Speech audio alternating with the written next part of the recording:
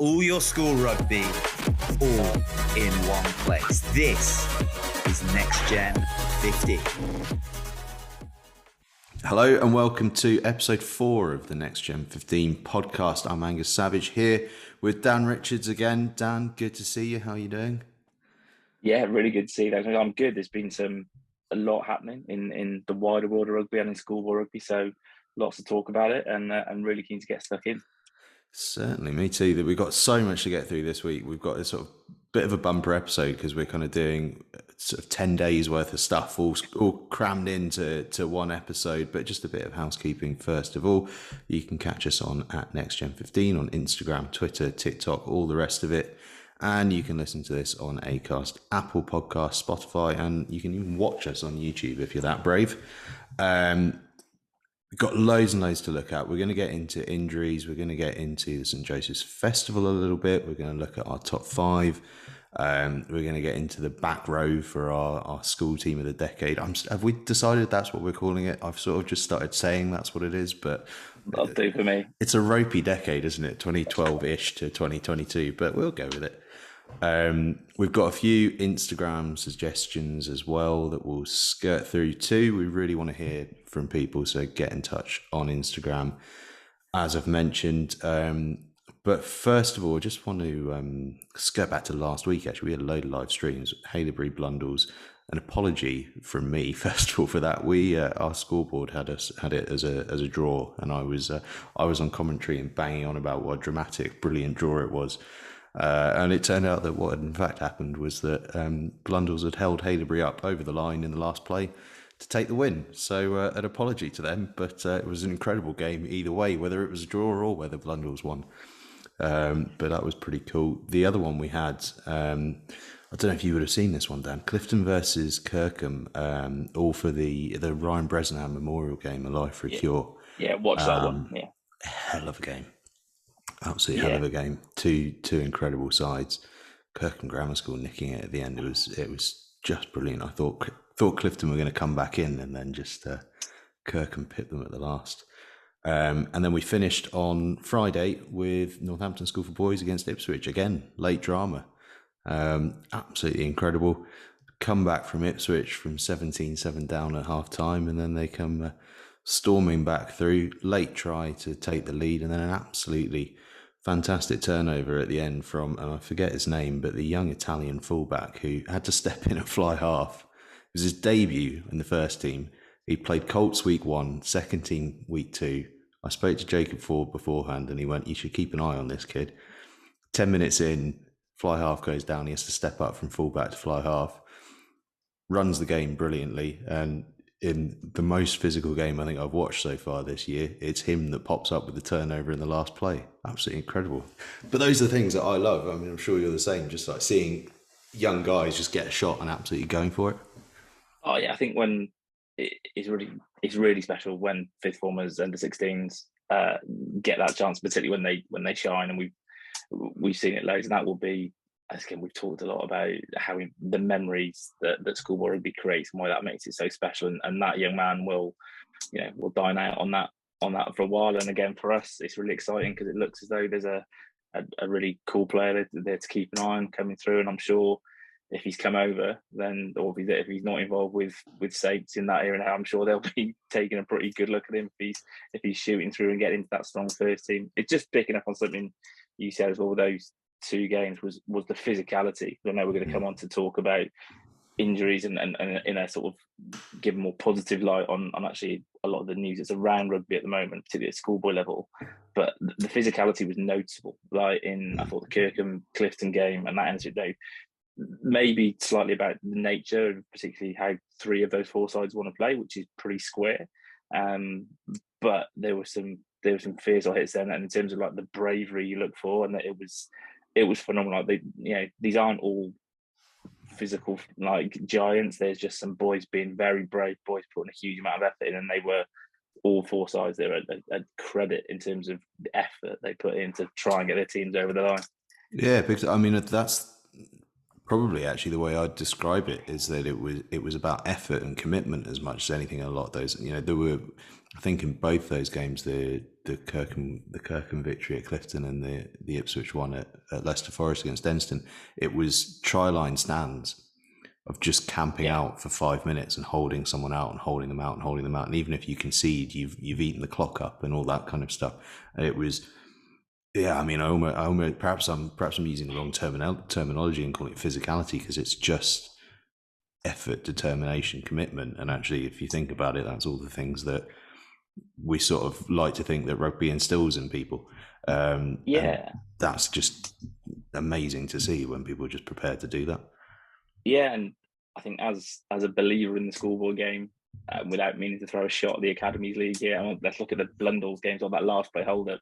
I'm not sure you see those hold-ups, those goal line stands as much in the Academies League. And I think that is what's so special about this level of the game is the badge means so much to kids. Like, boys play above themselves, like boys stand up to be counted. It's just fantastic to see. And we've seen, really luckily through the streams, we've seen some incredible defensive stands. We've seen some great attacking rugby, some incredible flair, the skill level that we've talked about a lot in schoolboy rugby, but that desire to not let the opposition cross your line in those games that we've seen recently is what has made a difference, which has been phenomenal. And again, I'm not sure you see it at every level of the age grade game, but I'm biased towards the schoolboy game. No, hugely so. I mean, I say at the start of every year as my sort of message to the sort of outgoing upper sixth is that enjoy this final term of rugby, because it will never mean more for most of you.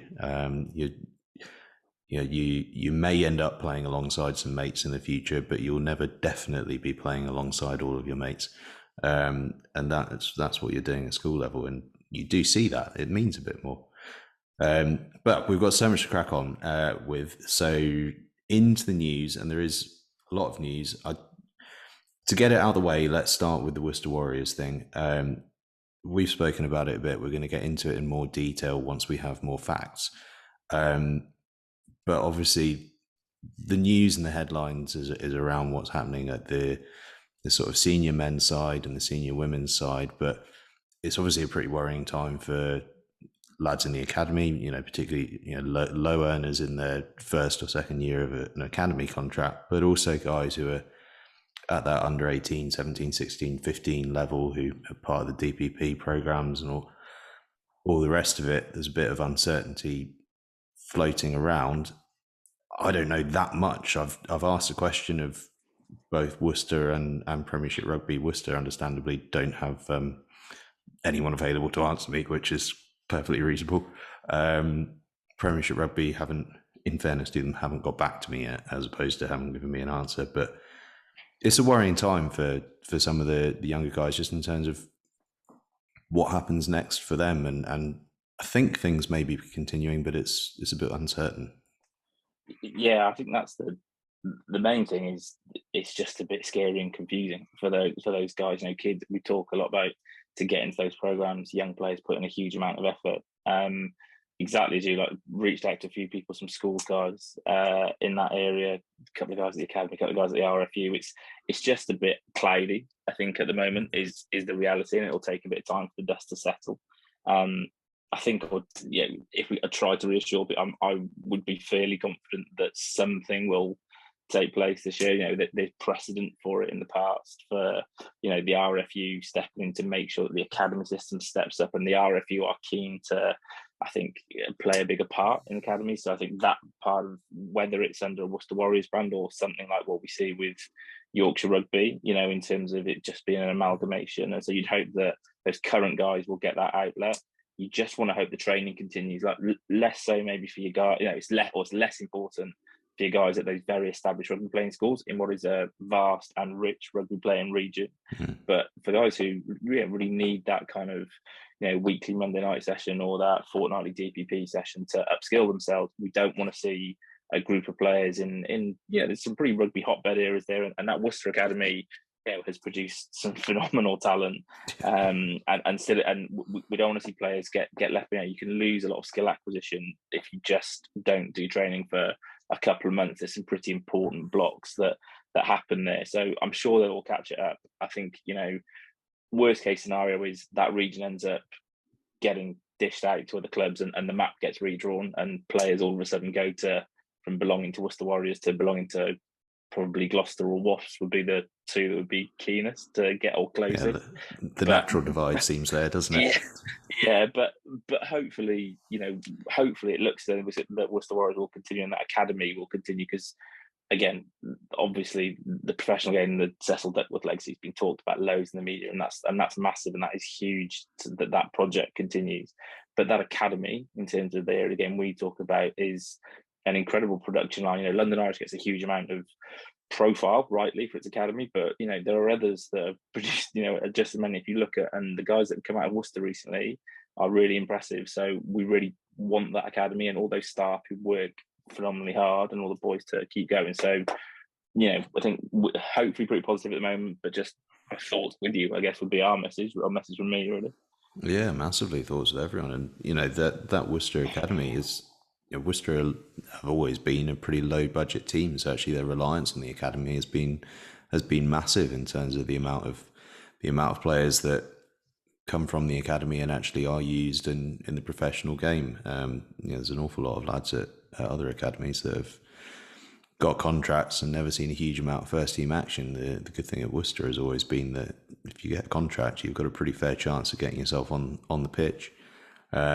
But as you say, there's the precedent from the Yorkshire Academy, which should settle a few nerves, I think, and I hope certainly settles a few at our end. But yeah, all we can do is wish everyone the best. We will get into it in more detail in weeks to come when we have some actual information to impart. But I suppose we've got to do our bit to just reassure parents and kids as much as possible. But do get in touch on social media or whatever if you've got questions and stuff. We can point you in the right direction for people to talk to, or share your story if you've got one. Other bit of news this week: St Joseph's Festival groups came out. They look extraordinary. The level stepped up even more than it was already.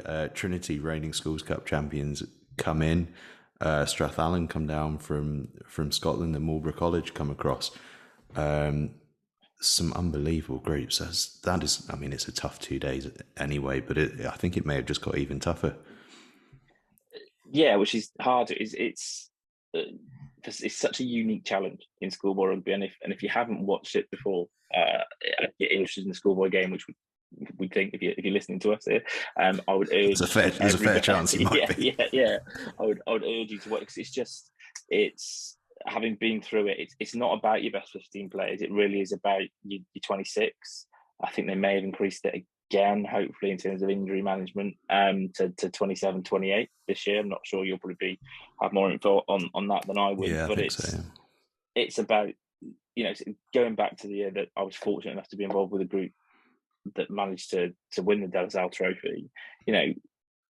We had a lot of guys who are now professional rugby players not able to play by the final. So Monty Bradbury, professional player, London Irish, Cassius Lee, professional player at Harlequins. Now they were gone by the end of day one. So Monty played a game in day two. Sorry, that's not true.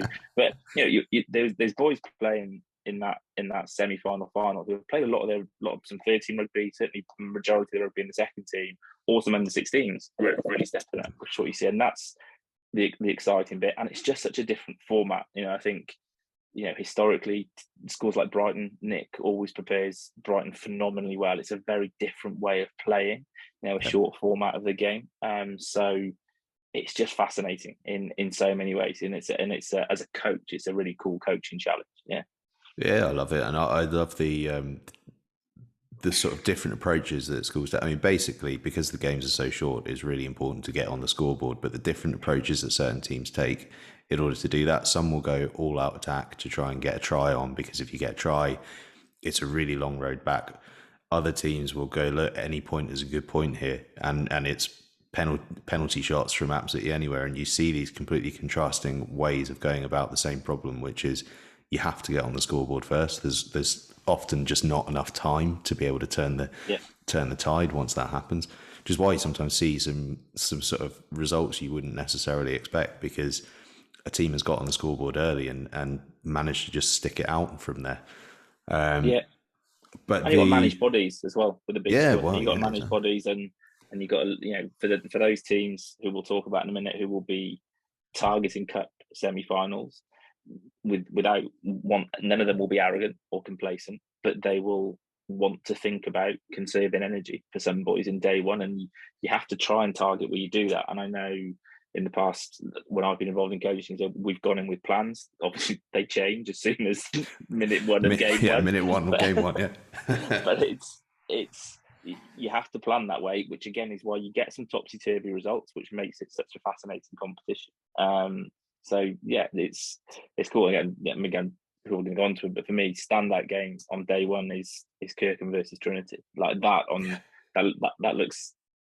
It wouldn't surprise me if we ended up seeing both those teams in the cup semi-final. Again, that's the sort of, which has happened before, two teams from the same group, but it wouldn't surprise me if that happened. That looks to me like the game of day one. But there are lots. That's a huge game. And as you say, a lot of it is body management in effect. And probably the only worry you have for those two is the fact that they play each other on day one. Could have an impact on day two because it's going to take an awful lot out of them. But it's littered with brilliant sides. Hampton in Group 4 have been off to a flyer this season. They've got a great shot in my view. Although any group that includes St Joe's, whether they're on a good year or a bad year, that's just an emotional roller coaster that can throw up anything. It's just extraordinary what that 2 days does to them. Yeah, I think they would be, obviously you kind of go in and you hope you don't want to draw someone who know's got a really strong side. So you don't want to get Kirkham, it's going to be really brutal. You don't want to get Millfield. You don't want to get St Joe's because of the emotion it's going to, and how hard that's going to be. It's just, if you see the draw come out and they're not in your group, there's a little bit of a sigh of relief. Honestly, it's kind of okay, right? It's just something we don't have, because again, for those who haven't seen it, there will be a huge crowd around the pitch for that game. They will have a guard of honour putting them on. There will be all sorts, and those boys will come out with a huge amount of emotion, and you have to match that, and that's hard. That's really hard to find that. So, that's a challenge. Hampton do look really good this year, and I think you'd still fancy them in that group just in terms of the quality they've got. But everyone's got tough games to navigate. Yeah, and we're going to have a bit of a sort of special on this in a couple of weeks where we'll get into it in proper detail. But I'll just kind of go through the groups quickly because they are extraordinary. Group 1, Denstone, Dulwich, Hurstpierpoint, Wellington College, your old school. That's a tricky old group. Denstone College, little dark horse, I think. That's the third place playoff from last year in the group. So so that's. Which shows there's no seeding here. Like they are drawing this competition differently because there's that. So and again, Denstone, the team, very hard to play in that, but they've done really well. They beat Kirkham actually. Yeah, well, they were the side that stopped Kirkham, who were kind of looking like everyone's favourites last year on day one, and Denstone just stung them and put Kirkham into the plate. So and Hurst, good start to the year as well. Hurst and again have a bit of history of going well at St Joe's, and it's good group. Yeah, great group. Group 2 we've already kind of had a look at with Kirkham, Trinity, joined by another new team, Marlborough College and Whitchurch High School from Wales, who have had some incredible years and they've had some down years. That year with Christians, it was just unbelievable. Group 3, reigning champions Millfield, Queggs Wakefield, RGS Newcastle, Strathallan. That'll be an interesting one for Millfield as reigning champions because they've got what will be effectively 3 unknown quantities to them because they're not going to have seen a lot of those 3 sides. And RGS Newcastle are looking pretty decent at the moment. And Strathallan, I think almost no one in the tournament will know a huge amount about them because the Scottish to English scene is just so different. So that could be quite interesting.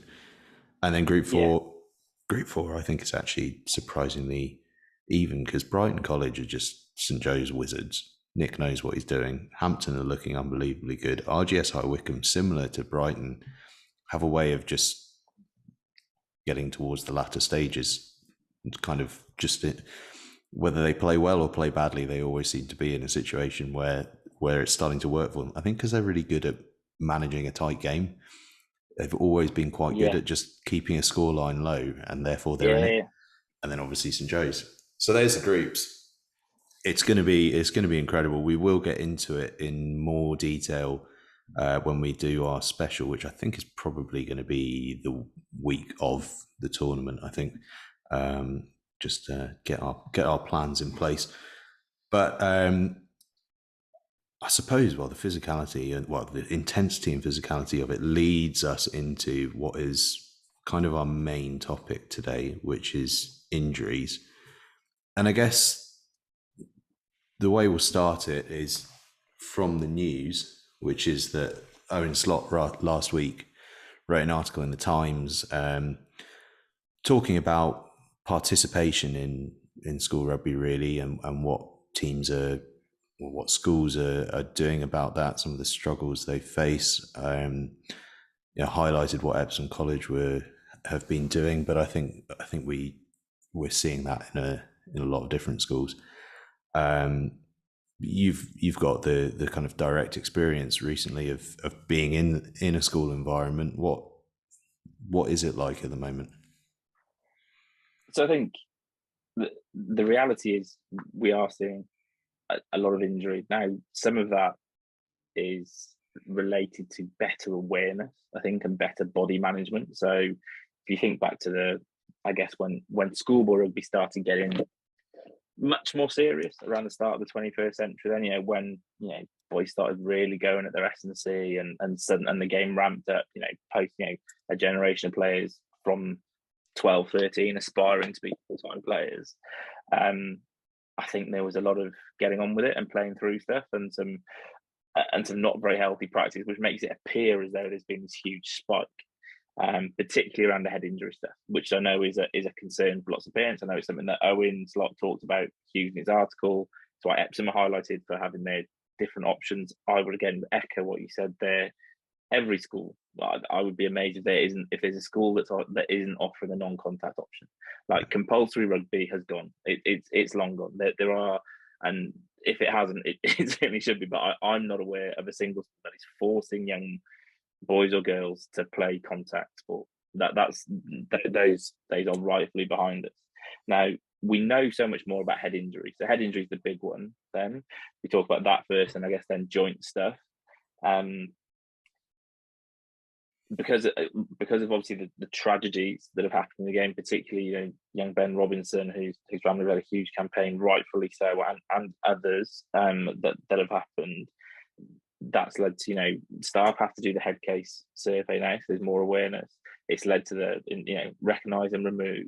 So, and it does mean that on a given week you might have average week, you might have anywhere from 25 to 30 boys on concussion in inverted commas protocol. That doesn't mean they're all concussed, but it means they've had a blow to the head, and we want to protect their brain, because it's actually you're actually being risk averse. It doesn't show the game's got less safe. It shows that staff are taking more care. And I know companies like Return to Play, the work of Sam Bark, who we're going to talk to in more detail about that. So I'll kind of park head injury stuff there for now. We'll talk to us a lot more about that. So, but there's been a huge amount of work done around making that better, and I would like to think that the young men and women in the game at the moment feel safe and cared for, by the staff.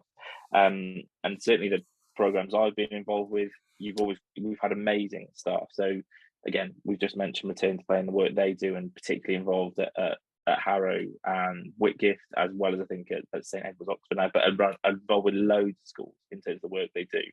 But at Wellington we had an incredible man called Adam Eustace. I've worked with incredibly called Lana Crouch. Like these, and there's sports physios, rehab. Where most schools now have that person. Independent schools who have the budget, and the work they do for very little financial is phenomenal to look after the players. So, and again, that's awareness. So I would say we do more around taking players out now before they get a season-ending injury. Again, we're actually, when we come to our top 5 back row later, someone will talk about is a lad called, this couldn't have been fair, but a lad called Josh Bayliss, who unfortunately had to miss his upper 6 year. Now that injury was unavoidable, but the sort of things that's happening now at more schools, And if I just go back to my experience most recently in Wellington, I talk about that. So Carl McDonald, incredible coach there, and real care for the boys. So he initiated with the head of S&C, with Adam Eustace, who's lead physio, a well-being survey. So the boys will every Sunday fill in a pretty simple, pretty quick Google form, and you'll check it, and you just get a measure, and then that will give you a score, a number. Or some schools will use, so other schools we've used colour codes, the green, amber, red, and you can just pick up. Well, actually, they're getting a bit fatigued, or they're feeling a bit too sore. Yeah. That means you can sit them out. That might even mean you rest them for a game, which can then look like injuries. It's like, oh, he's not playing, he's hurt. I mean, for example, I think the Clifton 10, Eamon Rodgers, missed their second game of the season. Now, I don't know whether Eamon was hurt or not. I would imagine that maybe they played a really tough first game. They might have rested him. But does that look like an injury to the kind of parents on the sideline? At first team level, at the top schools, the game is very physical. You can't get away from that. It's still a collision-based sport. Yes, it's a contact evasion sport, but it's still, there's lots of collisions, and we can't remove risk. You can't remove, unfortunately, you will get, nasty shoulder injury. Every team will get them in a year. A knee injury, ankle injuries, whatever it is, and you tend to come in spades, and you'll get 3 guys will do their knee, or 3 guys will do their shoulder, and it's horrible that when you see young people have to go through that rehab. There isn't much we can do about that. What I would say to parents who are wary of the game is, if you've got a young son or daughter who isn't hugely physical but likes the idea of kind of running in space, like, go and watch a B or C team game. Don't go and watch Clifton College versus Kirkham Grammar. Don't go watch a semi-professional match. and think that's what it's going to look like. The game at a kind of B team level, and even when you're just younger years, is nothing like as physical. Bodies aren't as physically mature. The game is very different. We've talked before about how all coaches will emphasise moving the ball to space over trying. At first team, you will sometimes, if you can get on top, winning that arm wrestle, you'll play to that strength. Teams don't do that very much before first team level. So it's just very different, and you'll see injury rates are way, way lower. The game, I would say, is as safe as it can be right now, and the game is working incredibly hard to get safer. It doesn't mean we can't do more, and the game will rightly keep doing more, but I think rugby, compared to some other sports, is actually doing as much as it could, or as much. He's doing a pretty good job. Sorry, very long answer. No, but it's all important stuff. I think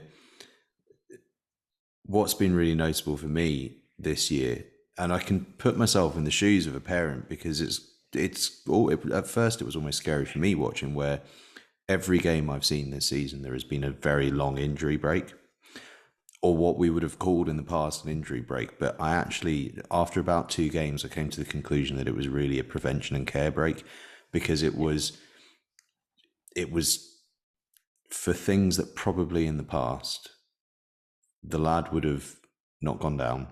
He would have carried on, got to the next ruck, almost certainly been absolutely fine in reality. But now, and credit to the boys and to the education they're receiving, when they feel something particularly around the head area, they're going to ground and they're waiting. And that's, I can tell you, having been that kid myself, that's a really difficult line to get the kid to cross, to get them to go, yeah, no, I need to take it seriously, I'm going down. Because I'll tell you what, I got, and this is the part that probably worries parents, I got umpteen bumps on the head and just went, well, I'm not getting taken off.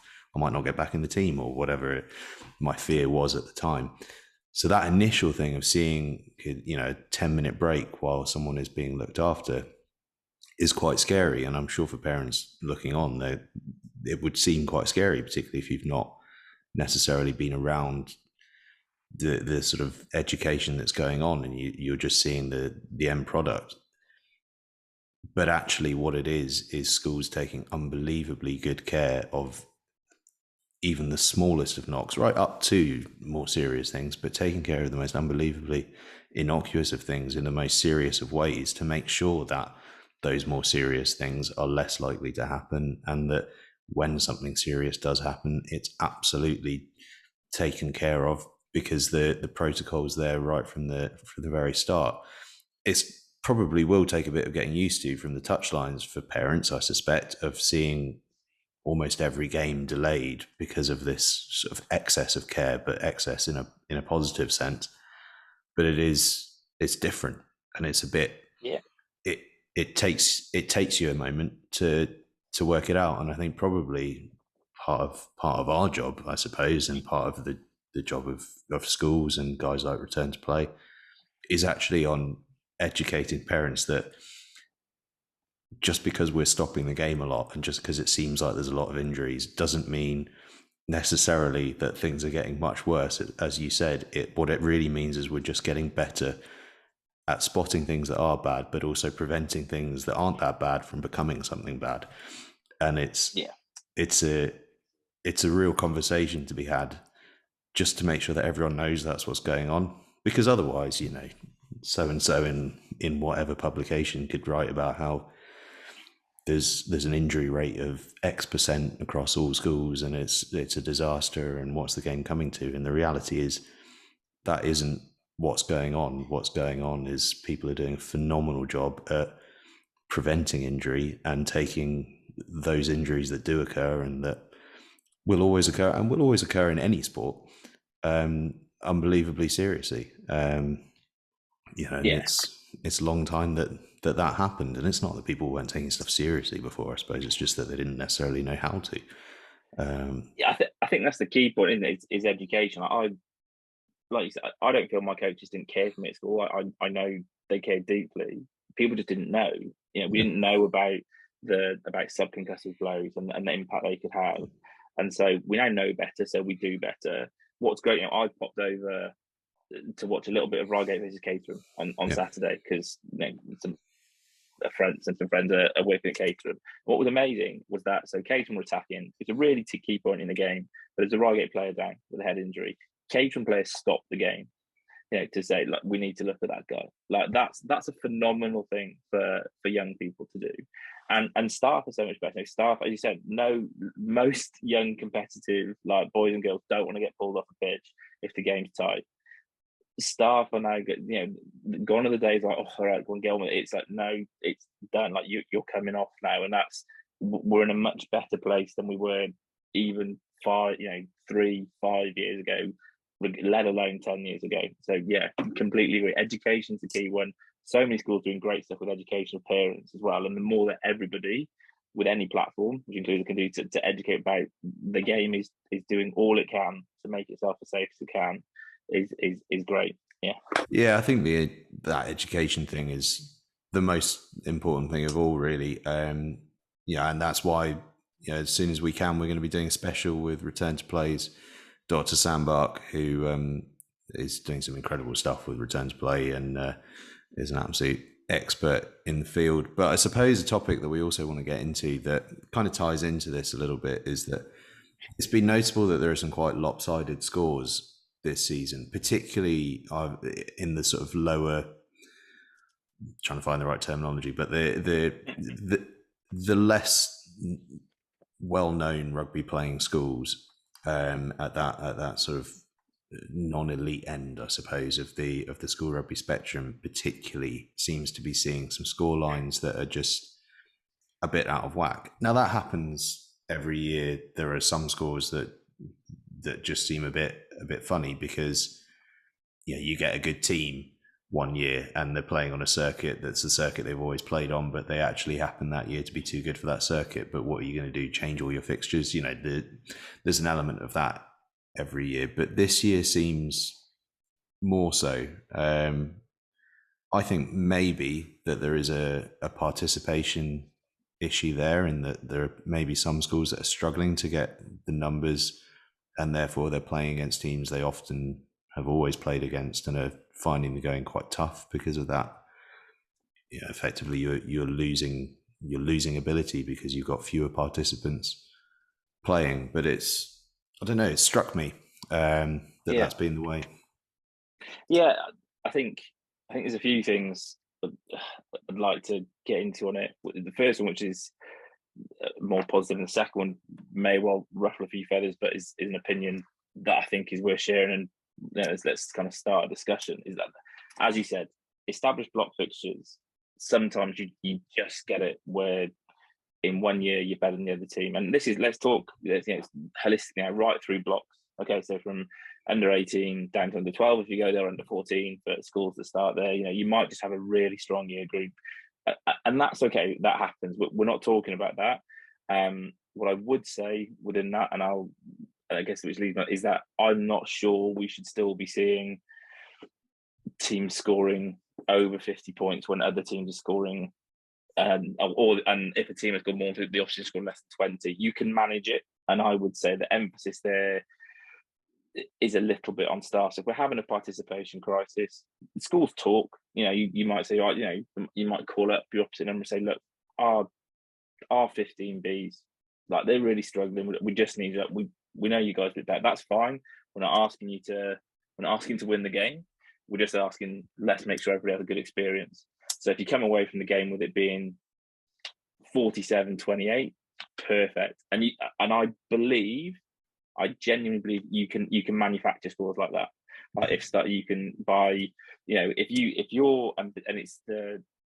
you're in charge of that team who is dominant, you can. And look, I'm not saying I've got this wrong. All right, this isn't me trying to say I'm a saint. I've plenty of times, scorelines that I control, these things I should have done, and so we're all learning and trying to get better all the time. But there have been, games where you go, right, okay, we're getting on top.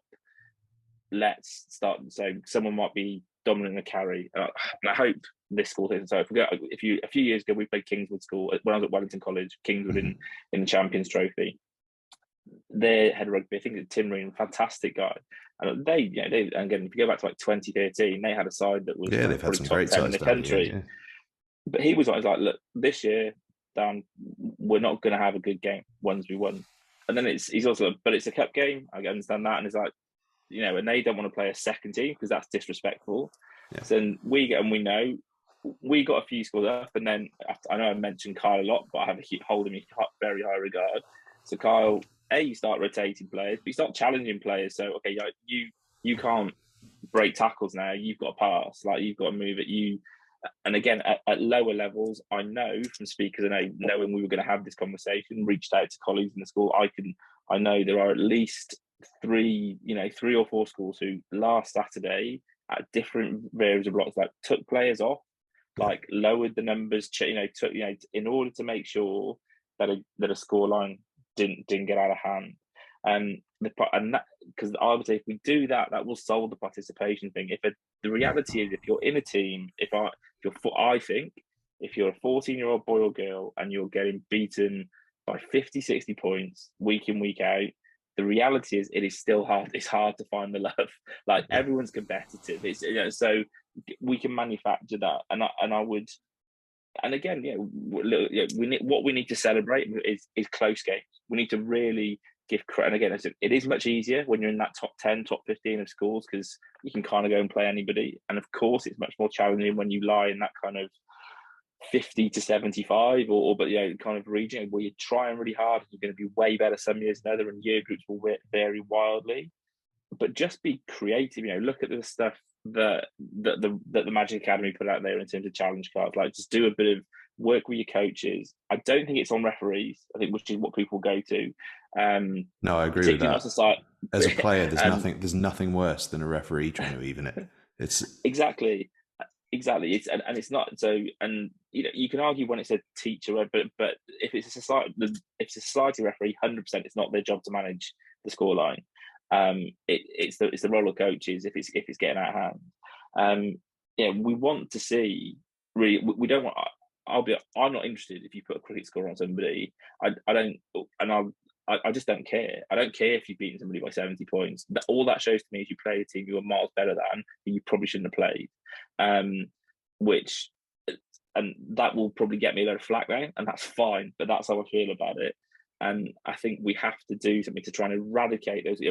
We should see, I would argue, we shouldn't see scores getting really beyond 30. You can make a point, and where I'd go to with this is I actually think the Daily Mail Trophy is part of the problem at first team. I think because it incentivises teams to score big to get that try scoring bonus point.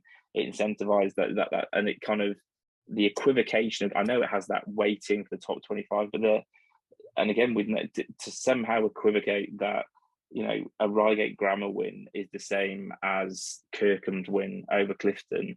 Those two games of rugby are miles away from each other in terms of level. There should be, and again, that will get me credit. That's fine. What we should have is more competitions like the schools championship, with schools playing in the right level for themselves. And I think, a couple of years ago, obviously we've got Ace, that sets a really good standard for it. I think a few years ago, St. Paul's, Dulwich, Radley, I can't remember who was it, but they did something. Yeah. When I was at Caterham, we did something with Sevenoaks, City London Freeman's, Worth. You can find, that's, I think, the way forward for these sort of league comps, and that should stop, I hope, or could help us manage. It's not going to stop. You're never going to get rid of it. I get that. And of course, they happen now and again through no one's fault. But I think we can do more as coaches.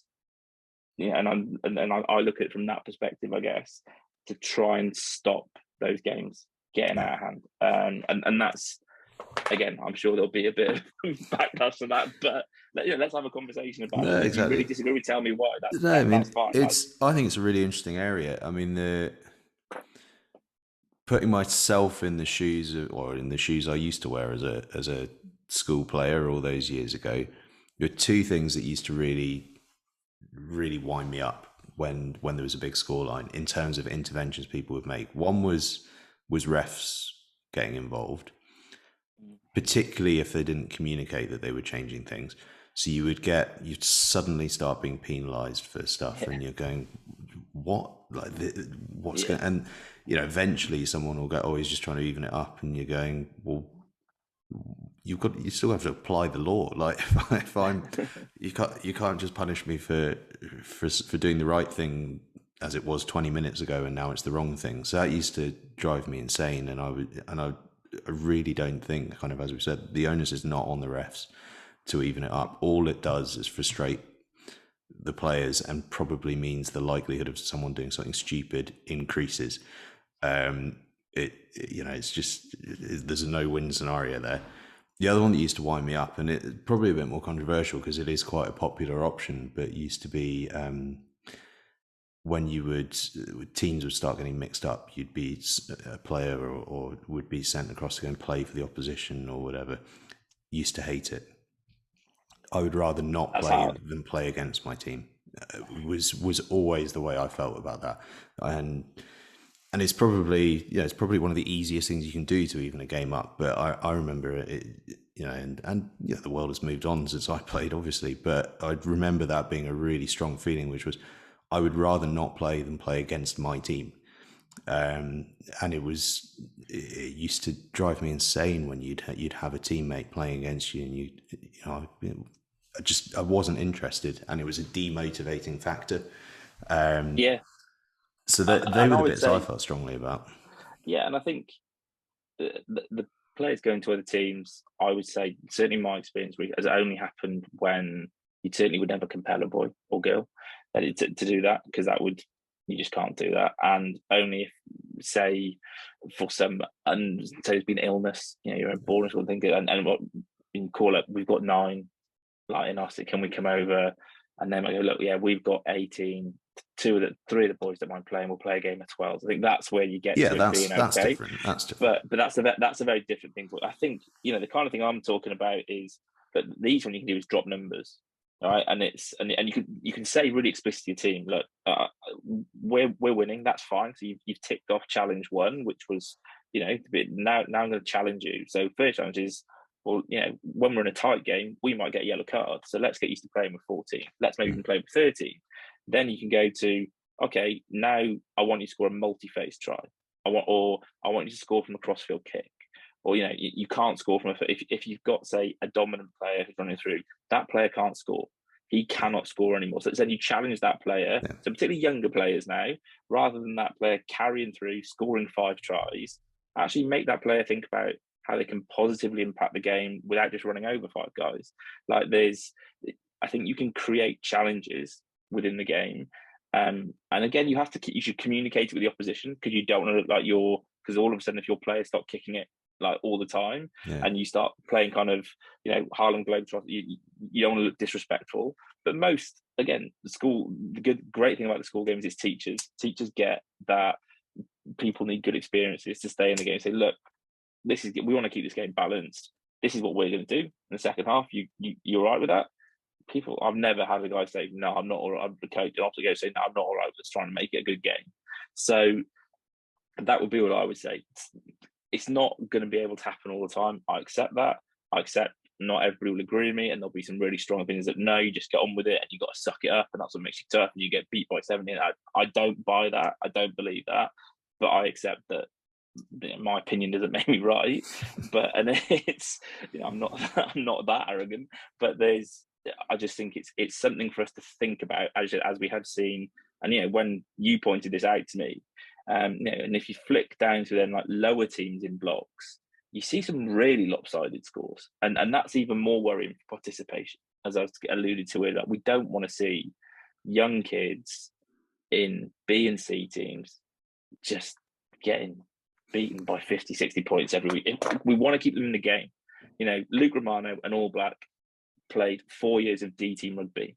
Like, we need to keep guys in the game, and that's end of point there. And again, please tell us your views on it, and and it'll be interesting to have maybe another conversation. Someone's got key thoughts, but that's certainly how I feel about it. Yeah, I actually think that's really where it's important, is in the whatever it might be, third 15, fourth 15, the under 15 Cs, whatever team it might be.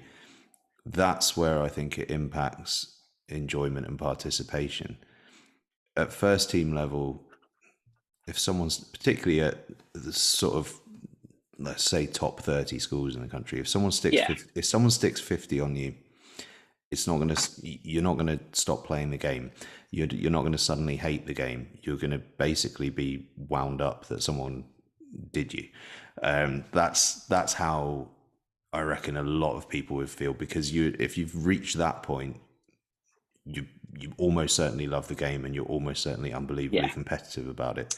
If you're in the third 15 or fourth 15 and 3 weeks on the trot, you're getting hammered, you're probably going to go, I'm going to go and play whatever else.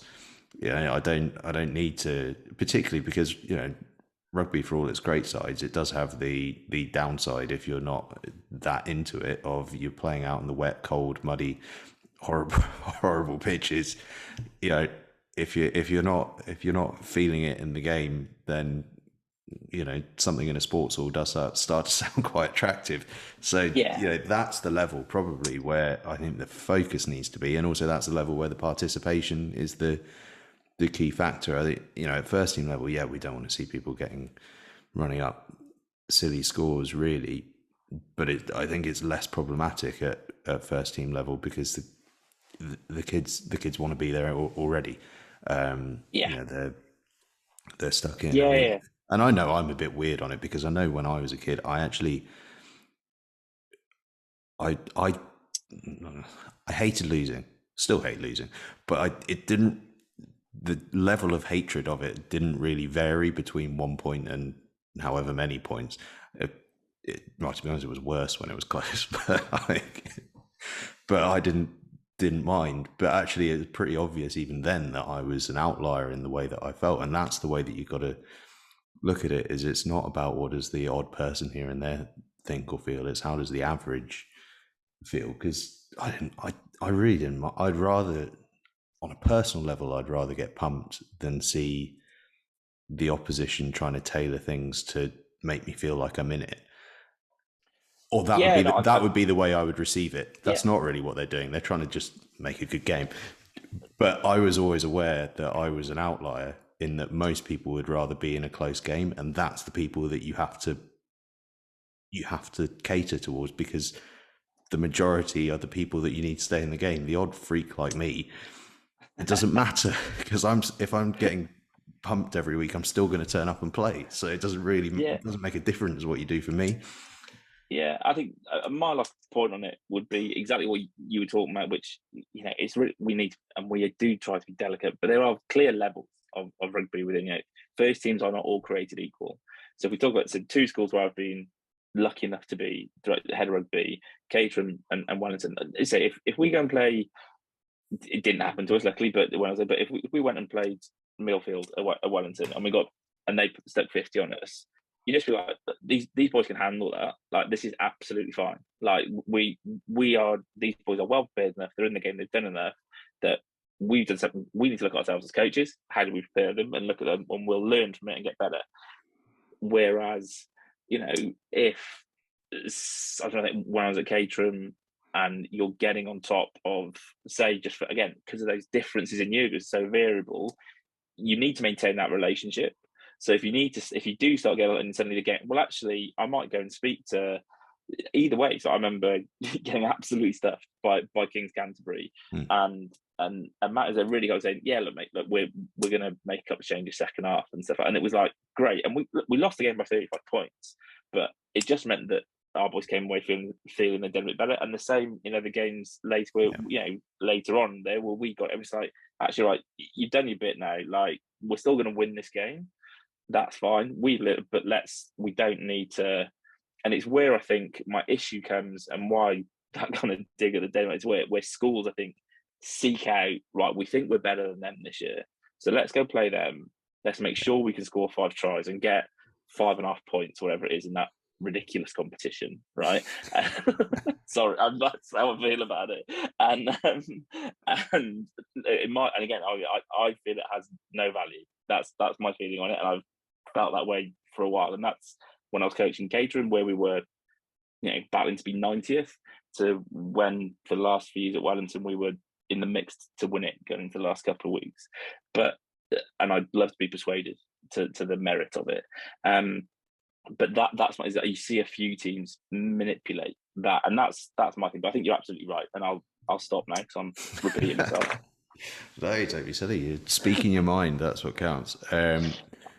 I mean, I think it's a topic we'll probably end up coming back to through the season, because I mean, a bit of it that I suppose we haven't considered is that early in the season you're not necessarily as aware of your level and of other people's levels, because you don't have enough data basically to work that out. And injuries. Yeah, exactly, and injuries and all the rest of it. So we'll keep tracks on it, and we'll probably come back to this at some point in the season and see if it was a trend and it sort of played into our participation fears, or whether actually it was just hard ground to start the season, lots of injuries, and people weren't sure of their level, blah blah blah. So we'll find it out. But I suppose having just talked about all of that, we'll now get into our top 5.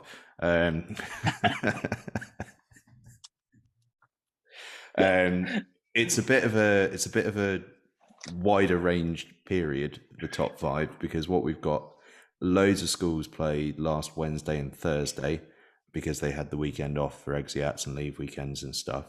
So we're including teams from those games. We're also going to stretch it forward a little bit to the Tuesday and Wednesday games of the Cup this week. So there's a lot of it's a bit of a fudge, but we'll get ourselves to 5 teams somehow or another. I'm gonna just throw some names at you that have popped into my head. I've got my list as well. And having spoken about big scores, I am going to throw one in that had a big score, which is Bradford Grammar School against Pocklington. And it's not really because of their having a big victory against Pocklington. It's that Bradford Grammar School, after a quiet few years, have come flying out the blocks. I actually think they got knocked out of the cup, or the Vars rather, yesterday. But that aside, they've gone absolutely flying out the traps. This is just really cool to see what they're doing. It's nice to see those sorts of schools back, isn't it? Again, because exactly. A lot of the people who listen to this won't remember. If you go back to the first Daily Mail Cup, as it was then, Bradford Grammar walked the final with the entire England battle, and we talked about how it's all cyclical. So it is nice, and we're seeing it particularly up north, which is great. Yeah, there are more schools sort of getting much better. So yeah, even though scored, and I think it's Dan Scarborough there, isn't it? Yeah, it's Dan. Or what? Yeah, and it's like clearly doing a great job. Yeah. There's a couple who they probably won't make our top 5, but in defeat, I wanted to give them a shout out, because it's not always just about going and beating someone. It's about performance. Bedford Modern just losing out in a pretty tight game against Stanford. Yeah. Stanford, who we've seen started the season by beating Stowe. We know how good Stowe was. We know it's a decent Stanford side. So Bedford Modern, who've been quiet for a few years, that's a really impressive effort. And in a quieter week, that might have nudged them into the top 5. Yeah, and I think it would. And I think, as I said, because I noted them, and part of me, again, would love, exactly as you said, couldn't agree with that sentiment more. Like, you don't have to win to be worthy of mention here. And it's, again, nice to see a program that not that long ago, again, probably because if the guys who are currently playing first will be like, well, they haven't done anything forever, but you don't have to go back, Yeah, you don't have to go back far. 2010. They not like, there was a time, when Bedford versus Bedford Modern was probably one of the best games that was happening around the country. So again, really nice to see them hopefully get. But it's so cool that there are some new schools emerging and some old schools coming back. Whereas we've probably having had kind of 5 years of relative stability of same kind of 5-6 names. There's now a few people trying to push it. Maybe not there quite yet, but trying to push it. But yeah, no, amazing for them. But yeah, I think let's see. Yeah, and on a similar track, Reading Bluecoat, 16-12 defeat against St Paul's.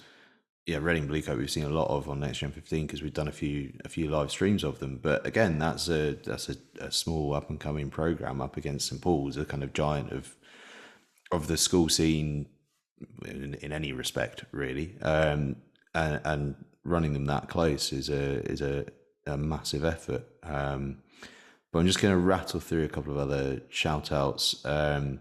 St Albans, forget the scoreline against St Benedict's. Just again, more the fact that this is another school that smallish school in terms of their rugby, and they're really progressing through the levels. We've seen getting far more involved with Saracens. I mean, obviously their proximity to Saracens training ground is useful, but they're progressing massively. Really impressed with what they've done. Probably one where I don't know how long that block's been going, but I would imagine St Benedict's probably being on top. That would be one where I don't think St Albans would have expected that, and no. I don't think Benny. So it's just, again, sometimes, yeah, that's just one of those. That's one of those games, and also it's a kind of, to our point, it's early season. There's not enough. You're probably looking at last year to get a gauge on what this year is, and last year St Albans were on the rise. St Benedict's had a phenomenal year. Yeah. They're probably going, this will be 25, 23, something like that. I don't think anyone was expecting what. And Benny's lost 2 or 3 under-16s, and from a good under-16 group. The boys have headed off to other schools, which has probably hurt them a little bit. Yeah, and then we mentioned it before. You were at it. Reigate Grammar School off to a really good start to the season, 27-13 against Caterham.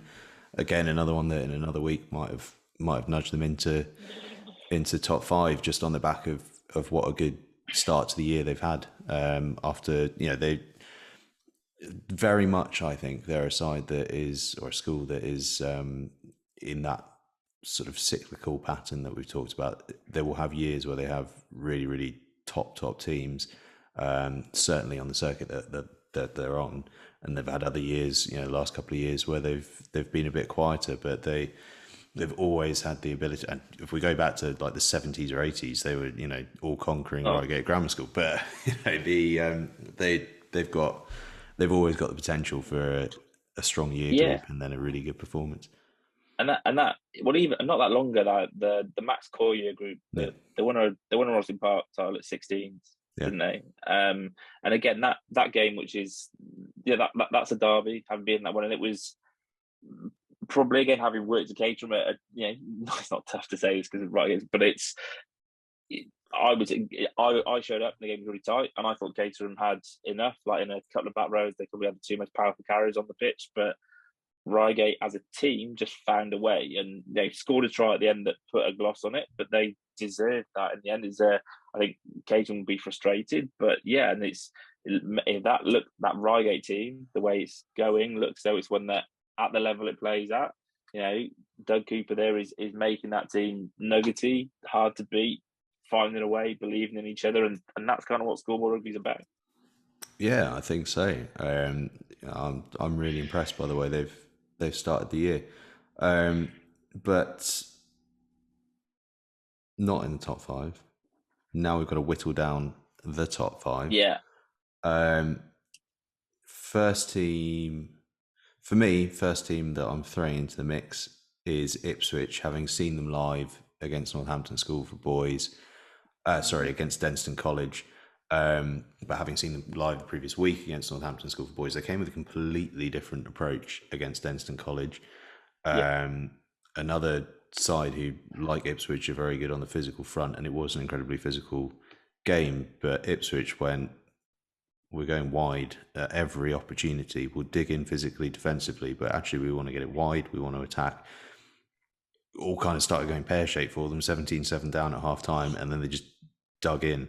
And really, it's the digging in and finding a way to get it done that, for me, puts them in. They would have been gutted had it ended up defeat to NSB, defeat to Denstone College. They would have been kicking themselves in 2 games that they would have probably thought they might be able to nudge over the line. And then I thought the way the boys stepped up, took responsibility, was incredible. Yeah, look, it's great to see teams bounce. I guess it's always impressive. So, and the kind of on that note, then the kind of my first team to throw into it would be Whitgift. I think we're probably going to agree that Harrow will be in the top 5. Well, I don't know. They're certainly in my because so Harrow having beaten Whitgift and having had an incredible start to the season. Interesting, they're not playing in the cup this year, having maybe felt like it. I'd be interested to know why that's happening. Is it about new to school? Is it about managing schedule? I suspect it's about managing bodies, actually. I would have thought so, yeah. And but so Whitgift having lost 3 on the bounce to Sedberg, Wellington, Harrow, having played Harrow on a Saturday, then had to go to Epsom on a Tuesday. Epsom also had a tough start, so 2 teams who were looking for and came away with an away win at Epsom. Now, all right, this might not be the Epsom side of kind of Archie White years, Kitten Ojo stuff like that, but Epsom College is still decent, and to go away and win, they would have had people there watching. And I think, again, just probably for the same reason, but it's just character with that game. We obviously didn't see it, so we don't know, but that would have shown a lot of character for that group. And a team with a pretty storied cup history, getting their season going with a cup win, kind of whether they end up in there, gets them in the mix, I think, for the top 5. Yeah, and we'll circle back to Whitgift because there's another aspect of the Whitgift thing that I want to talk about. But Harrow, for their performance against Whitgift and just their continued performances, I think to me they're in. I just think they're doing some unbelievable stuff at the moment. Kirkham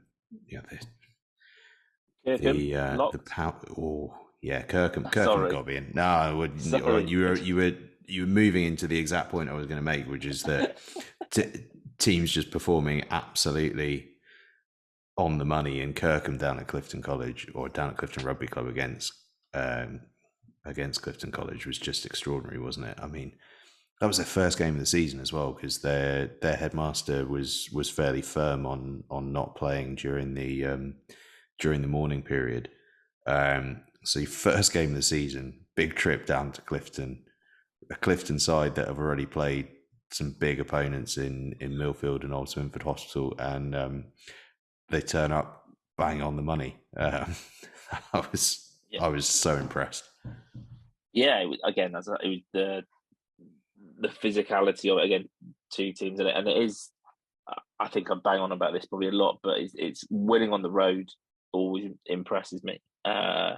In schoolboy rugby, it's hard. I think home means more, and again, I know Clifton Rugby Club isn't Clifton College's home. It's not. Being on it's big side at Clifton College as well, isn't it? Yeah. Sorry if I've sort of called the wrong thing there, but it's still a home game and the lights, and obviously a very really emotional night for Clifton College, with it being the memorial match, and they had great success. They've had great success in that game over the last few years, and hopefully raised a huge amount of money still. But yeah, that performance from Kirkham. Yeah, we knew they were good. We knew they were going to be good, but they seem to be matching expectation at the moment. So I think 2 teams who, again, probably slightly boring and predictable selections for top 5, but I think just at the moment, performing so well, they have to be in there for us. Well, 100%. But I'll tell you what's not boring and predictable is the side that I think is going to end up making it. I mean, I'm going to chuck out some names just before we get there. Hampton playing some unbelievable stuff. I think what Stowe have done after a tricky first week has been incredible. Sedberg, do we just keep leaving them out because we expect so much of them? Maybe. They're just absolutely flying along. Tunbridge, 12-all draw at Eton College, who started the year really well, and Tunbridge have started it much less well. I think I hope for them that's a real confidence booster, because that's a tricky test away at Eton College this year, and getting that draw is really impressive. Bedford are absolutely flying along. Sherburn with a good win in the cup as well last week. But for me, number 5, Finborough School, 31-17 against Northampton School for Boys, who, as we've seen, to show you what a good result that is, Ipswich, who are in our top 5, have been defeated by Northampton School for Boys. Denston College only managed to beat them by a point. This is a really good team, that Northampton School for Boys side. Finborough, a lot's been said about them, but no one had seen that sort of signature performance yet, against a side that we all knew was really good, and they went and put it in at the weekend, and that's just an outstanding effort.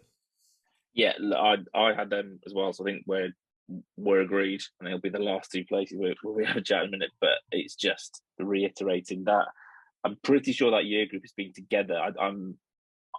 I could correct me if I'm wrong on this, somebody, but I don't think that is a team that has come in at 6. That is a team that has been together a while. I seem to remember a few years ago, I think I said to you, Paul, earlier, when I was at Wellington, my first in their my second under 14s, went and played them and came and said, I think they've had a good group. I think you mentioned that Joel Kapoku's younger brother is in that team, and it looks as though which is a great story for Scott. Again, a bit like that kind of, as I said, that Reigate Grammar, Max Coyle, where they had a really good group. They probably could have gone off to bigger name schools then and got a scholarship, but they stayed together, had a great 6. Looks as though Finsborough are doing that, and that's really cool. And hopefully they'll have a run somewhere in a cup or in sevens, or we'll just keep talking about it, keep looking, because I'm sure they've got some other tough games coming up. But yeah, huge result against them, against a good NSB team. So I think they're in. So we've got 3 over 5. I'll tell you what, just on that Finborough thing as well, just one for everyone to look out for. On Tuesday, they take on Ipswich in the cup, local derby. That's going to be absolutely massive. Yeah, but as you say, we're getting to our 5. So who's in? We'll learn more there. So I think we've got Harrow, Finborough, and Kirkham locked. So of the only other team I mentioned, right? So and I'll talk is RGS Newcastle. I've written down. This is a late one because of their cut performance. So just responding to defeat, going away. I'm becoming super predictable with this. Going away to Barton Castle and getting a win. So that to me is impressive. I guess where it's coming hard, I think what you just said about Sedberg sparks that been in me is it's important. Maybe we say that this isn't necessarily saying these are the best 5 teams in the country this week. This is, again, what we're doing. This is respective of the level that your school plays at, and we're trying to be, respectful to all of that. And as you said, Tunbridge bouncing back from a tough start, is ready to see, Bedford one. But so I'm, as I say, we are just ignoring Sedberg because the bar is so high. And I'm sorry, Noxie, it's not on purpose, but I think, unfortunately, probably that in my head they miss out, which is probably brutally unfair. And I'm sure Sedberg players, fans, parents will feel like, well, what more do we have to do? And I haven't really got a good answer, but so there's and then it's a tricky one, I think, with Sedberg as well, because the nature of the geography of where they are, and they're just unbelievable quality, means that oftentimes you're waiting for them to go and play an absolute whale of a side to get a real gauge on what a performance level is, because with the greatest respect in the world to some of the sides that they're playing, they just don't have the resources that a Sedbergh do, and so it's difficult to make a fair judgment on what's going on necessarily. And which is also why it's good. It's that rugby is kind of resurgent. Schools rugby is resurgent in that part of the world, which also means Sedbergh don't have to clock up quite so many miles on a coach. But it's and I think again sometimes their scores don't always look as crazy as they could, because again Simon is very, very good at managing games. He manages, he will he will not put a foot on a throat. He will look at, okay, right, we've got what we need to, let's now look at different experiments or combination of players. So, and that's to their credit, which maybe means they kind of fly a bit under a radar, which is unfair. So I'm almost likely to change my mind on Sedbergh, but I think they probably just, I'll put them sixth. It's, I think, the much coveted sixth place. Yeah, I would say so. For me, then I think it's 4-1. So, and again, Ipswich, Whitgift, RGS Newcastle, and then maybe Hampton and Sedbergh. But I'm going to say not Hampton actually. So I think so. Ipswich, Whitgift, RGS Newcastle. Then I said no to Sedbergh. Right, then that's my, so Ipswich, Whitgift, RGS Newcastle. The rest over to you, I reckon. All right then. Okay, well, right. Harrow, Finborough, Kirkham locked in. For me, having seen them live, I'm going Ipswich. I thought, particularly because I just so happened to have seen them live back-to-back games and seen them just miss out the previous week and then just nick it the next week. I think I'm gonna give them the 4 spot. Well, and so if I've put my foot down, I'll let you put your foot down on the final team. Unless you get it wrong, in which case I'll put my foot back down. Yeah, I thought I got away with swerving the decision. So I think. So probably between RGS Newcastle and Sedbergh for me.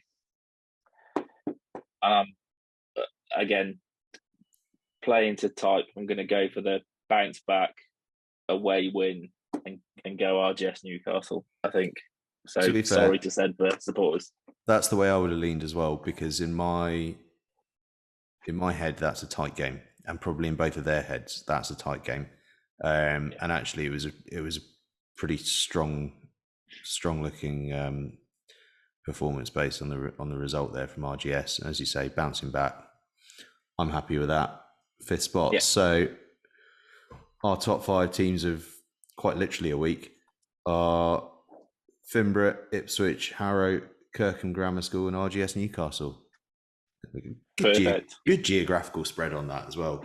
It's almost like we planned it, but I can assure you we didn't. No, far from, as the convo probably showed. Right, so now the next bit of comical debate is picking our back row. Well, I'll delve into it. I can see how, because I think there's a couple of locks. So we'll see. A lot of good players. I found it really interesting because I thought in my head there are a million unbelievably good back row players from school rugby, but I ended up narrowing it down really quickly and quite easily because there are just some guys that just stand out by miles. Yeah, so I think I felt so we might end up saying the same names, so we'll go one at a time. So if I'll start with one, then I'll go with Zach Mercer. So we start at the back. It was he just so particularly remember St. Joe's Festival when he's at Murky, just unplayable. I actually, when we were doing this again, dropped a couple of people get a bit more insight. And again, I remember Simon at Sedbergh just saying when they played them and he kind of carried that, and Simon Knox was pretty clearly the best opposing 8 he'd seen there and carried the ball back 40 times in that game. And I just think, again, we're talking about what they did as schoolboys, not what they've necessarily come. Although obviously Zach is you don't get in the top 14 side of the season if you're not a good player. He's done all right since as well. Yeah, he's done all right, and I think we'll probably find they all have. But it's Zach was pretty unplayable as a schoolboy. And again, because he went to school in Scotland, essentially, to my knowledge, pretty much had his pick of Premiership club when he came out. I think a lot of clubs wanted him. I think so. For me, Zach Mercer I sort of tried to pick an actor. That St Joe's performance, to be honest, was incredible. I remember someone coming up to me at some point being that weekend and kind of going, "Have you seen the Merchiston Castle number 8?" And I went, "Do you mean the 12?" And then we realised that it was because he was carrying so much. We'd sort of thought there were two players. Because it was just like, it was incredible how much ball he was taking on, and the positions he was taking up. It was freakish stuff. Lo and behold, the person who'd actually played against him had a fairer idea of where he was playing, rather than me, the idiot, thinking he was playing at 12. But it was definitely him. He was just relentless. He was so good. It's really good to see him starting to play at that kind of level in the professional game as well. But he as a schoolboy, he was a freak. So gone in, and then so we agreed that Zach's in. Zach has to be in, I think.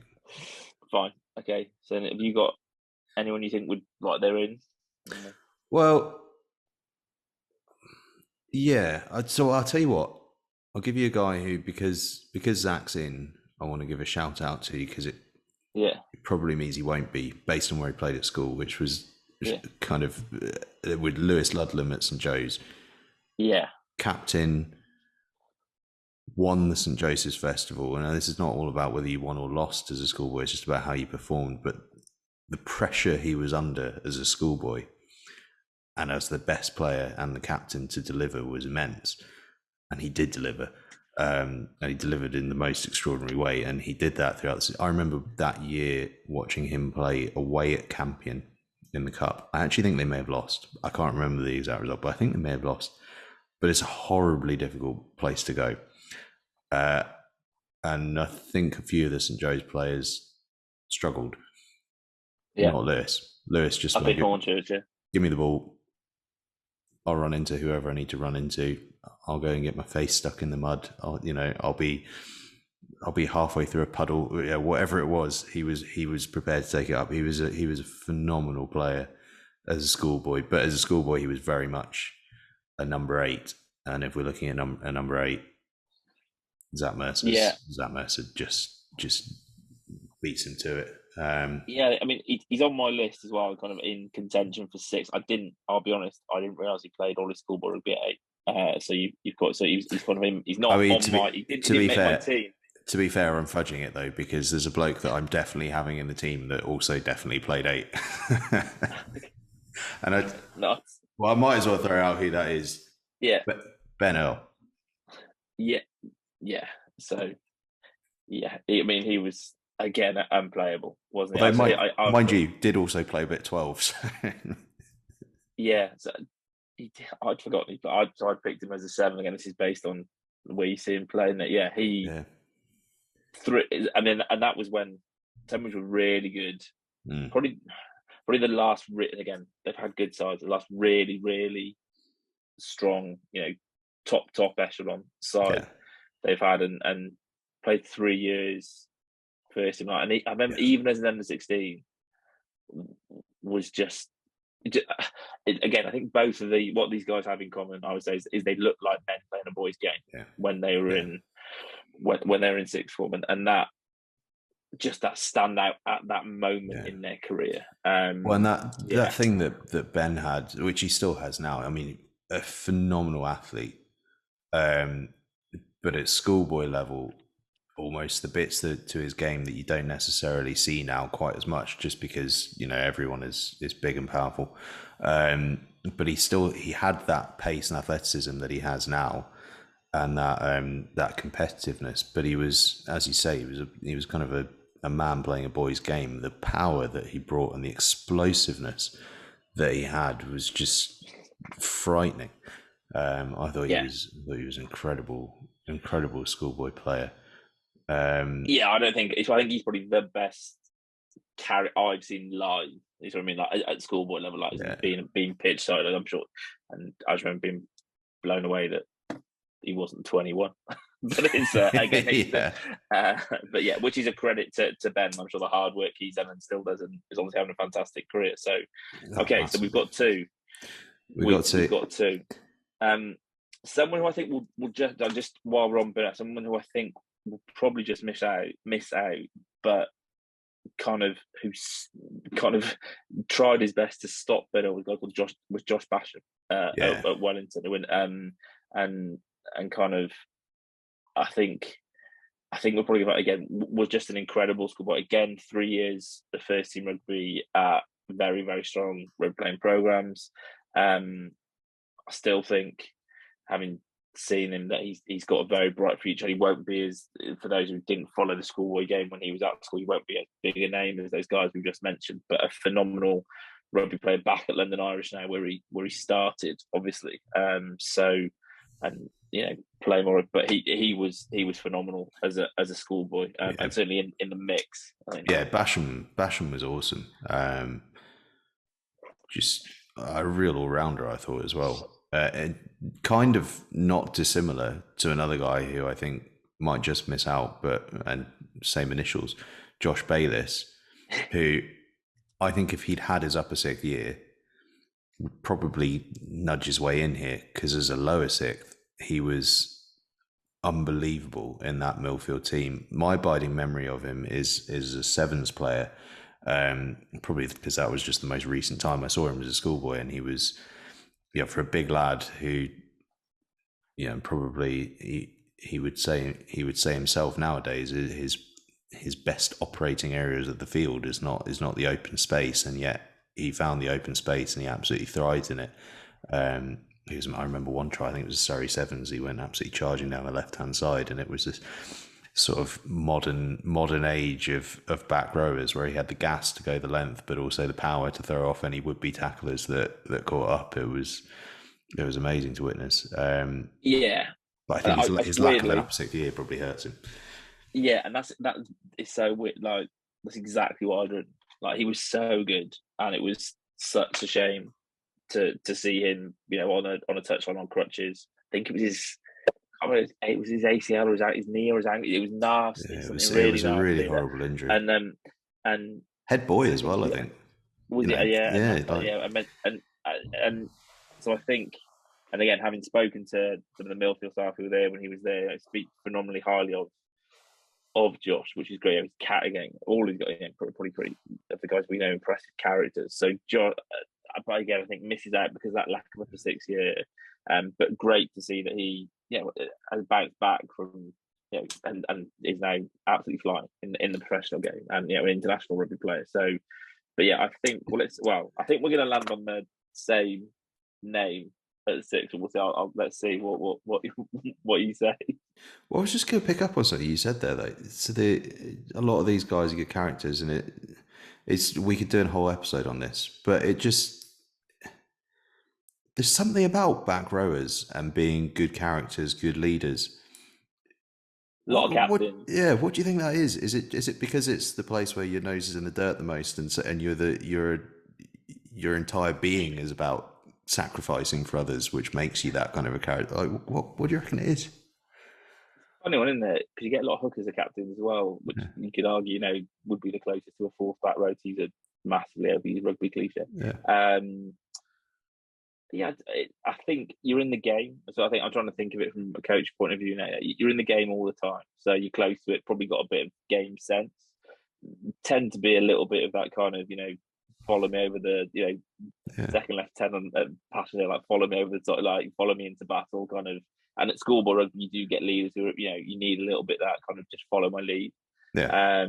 Not always. Again, sometimes you get more cerebral. In the adult game, it becomes more about that calm thinking. You get that occasionally in schoolboy rugby, but a lot of the time, schoolboy captains are lead by example captains, and I think you get a lot of all action back rows. And maybe again, the way the position is, it attracts that sort of, you've got to want to work hard. You've got to be fit. You're probably the person that works hard on their S&C.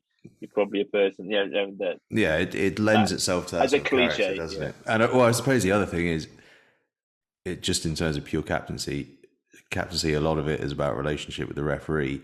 What position on the field needs to know their laws better than any other position on the field? It's the back row, because they're the ones pushing the boundaries of the laws the most. Yeah. So I suppose if you want someone having a conversation with the ref about a finer technical point, probably is a guy in your back row, because he's got a far better chance of knowing what he's talking about.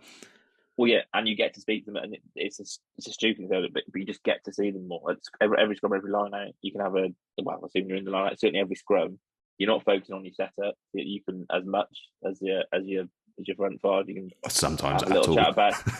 Sometimes So you just I just think they're just holding on a little. So yeah, I think maybe that. But anyway, let's go to last. Yeah. So I've cheated. What have you done? So again, I didn't actually see these guys play in the flesh. I just know about their exploits. So the Curry twins at Angle. And then they go, and so I've which is terrible but I've just created a composite player of I've just put Curry at 6, because from what I know of they were so kind of symbiotic in that team that I think they didn't quite get to a cup semi-final. Cup semi-final, Cup semi-final, and pretty much dragged them there. Yeah, I was going to say single-handedly, double-handedly, but yeah. Although was Sam Olver in that team as well? Sam Olver was before them. Okay, fine. Who is their cousin, as it turns out. Right. But he was there just before them, or may have been in there when they were in lower sixth and he was upper sixth. But he was a year apart, and it was their upper sixth year that got to the cup final. But there were a lot of guys around them that ended up playing Saints Academy who didn't get academy contracts. Okay. And I think that told you an awful lot about, I think it told you a lot about the Currys, because I think they made players around them look very, very good.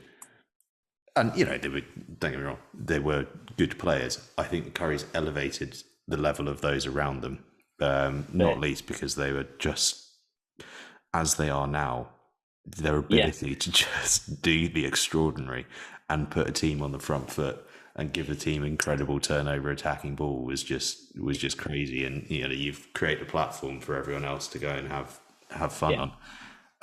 So I went with the only name I considered was Aaron Hinkley at St. Peter's Gloucester, kind of a left one name school was just phenomenal. But I put amazing, wasn't he? And still is, developing into a great senior career.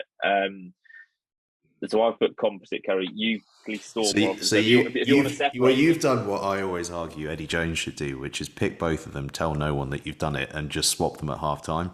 Tell them to go and empty the tank, because no one would know. All right, get them both out there. It was interesting once. So they were. I was fortunate enough to watch them both quite a few times, mainly because having seen them once, I thought I need to go and watch these guys more and more and more. What they would often do was play, and maybe that speaks to why it's Tom that's had the England career and Ben not quite so much. Tom would often end up at 8 and Ben would be at 7 rather than playing them as 6 and 7. Part of that's just schoolboy stuff, because you want to, you want, if you've got a dominant player, put them at 8, get their hands on the ball. But you still had to pick one of them to do that job, and Tom was the one that got picked to do that job, which it suggests that. Didn't Ben get in the senior squad first, though? Ben got in the senior squad. Ben did get in the senior squad first, and then he got injured, and so they swapped it in for Tom. Yeah, because I could, but someone will correct me now. But Tom played in the 20s World Cup when Ben was with the senior side. Is that right? And then so Ben got a nasty injury, and then Tom kind of went. Yeah, he was picked for the Barbarians game or something, and then it just it turned on that. So I don't know. How do you pick between two Currys? I mean, This is definitely the one where we have to cop out and have a player on the bench for sure, because we've got. Because I can't. I think it'd be unfair. It'd be unfair on the rest of the back rows to flood the back row with curries. So I think it's right to have Zach and Ben there, not least because they were incredible as well. Switch them at half time. Switch them at half time, yeah. Switch them at half time, half each. I mean, what I would say is I watched all of these guys play a fair few times. Tom and Ben Curry were the best of all of them. Okay. And we're talking about everyone being incredible here. Tom and Ben were unbelievable. They did what they do now. They weren't like Ben Earl and sort of hanging out in the back line doing fancy stuff. They weren't like Zach, where it was kind of high profile carrying type thing. It was just work, relentless work that they just did, and they got teams on the front foot and they pinched ball. They carried more so than they carry now, but it wasn't party carries. It was just dog work, but it was on a level that was just unbelievable. It was incredible. Cool. So yeah, well, let's do that then. So we'll have Ben, Earl, and A Curry, and the other one can come on at half time. Nice. How's that? I think that back row goes all right.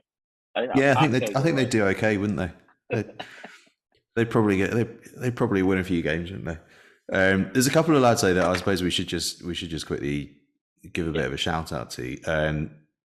One who actually I watched on Tuesday night in the Premiership Cup for Leicester Tigers, and looks like he's starting to deliver on his schoolboy promise. Emeka Ilioni from rugby school.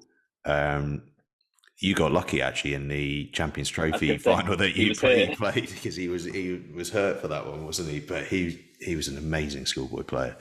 So we were, we thought a lot about how you would have to combat Emeka. I said Emeka or Amika. Sorry if I've brutalised the pronunciation. But and then I remember that he wasn't able to play. They still had a lad called Ben Muncaster. Who's now looking like he's going to get capped for Scotland as well. And that who I think turned down playing age grade stuff for England, which is nice when there is financial incentives to be in that English system. So that back row was and that hurt that rugby side that day. I still think that the way I'm obviously biased towards it, the way that Wellington side played that day, I'm not sure anyone would have touched them. But the boys put on a show. But that's I obviously have a lens on that. No, but he was really good. There must be a few others you've seen. There's loads and loads. I thought we're going back slightly further now, but Henry Cheeseman at Whitgift. Wilco played him at 8, but also occasionally in the centres. He's now playing 12 or 13, or a bit of both actually, I think, for Austin Park. But as a schoolboy, particularly as a sevens player, he was amazing. I always thought it was weird that he didn't get a call up actually to the England sevens programme.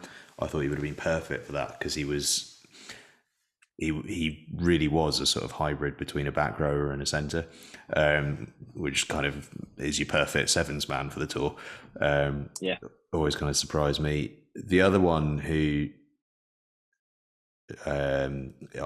really impressed me as a schoolboy, really impressed me in his age group stuff as well. I mean, he was named under 20s World Player of the Year, which I guess is probably the high point of his career in terms of personal achievement. But that's James Chisholm at Brighton College, who I suppose now, and I don't mean this in a critical way, but probably most people would view him as a kind of do your job back rower for Harlequins, but actually as a schoolboy and an age grade international, he was the man for a period of time.